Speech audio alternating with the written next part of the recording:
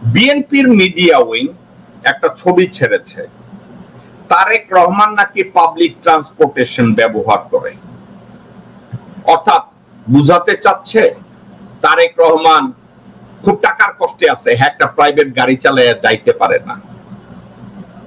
দর্শকবৃন্দ, তারেক রহমানের ছবি দিছে, একটা বাস স্টপেজে দাঁড়াইয়া ফোন টিপতেছে, একটা বাসে উঠতেছে এবং একটা বাস থেকে দৌড়ে নামতেছে।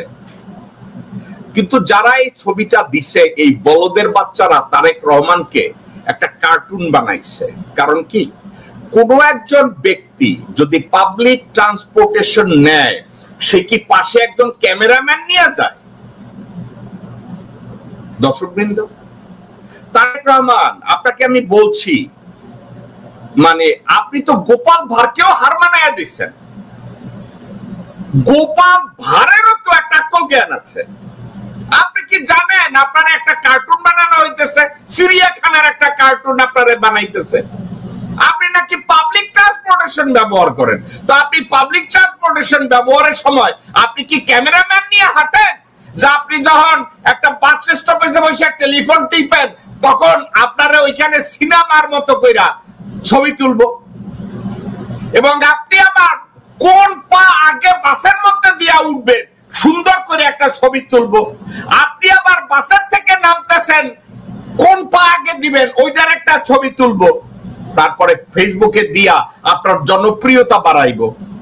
এত চামচাগিরি, এত ভণ্ডামি, এত মিথ্যাচারিতা আপনি কি করে অ্যালাউ করেন তারেক রহমান? এই বাসে দেওয়া ছবি আপনার এই কীট পতঙ্গ কুত্তার বাচ্চাদের আপনি কোলে নিয়ে হাঁটেন নাকি আন্ডারওয়্যারের নিচে নিয়ে হাঁটেন? তারেক রহমান, কোথায় থাকেন আপনি? এই ছবিও আপনি প্রকাশ করতে দেন যে আপনি পাবলিক ট্রান্সপোর্টেশন নেন।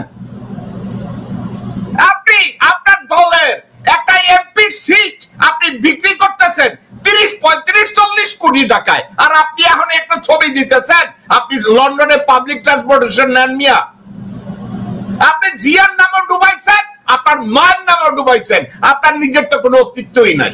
এটা নিয়ে আর আমি কথা না বলি।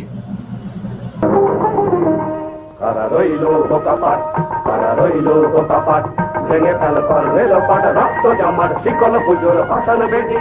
ওরে ও তরুণ নিশান, ওরে ও তরুণ নিশান, বাজে তোর গলায় বিশাল ধ্বংস নিশান, প্রাচীর প্রাচীর ভেদি।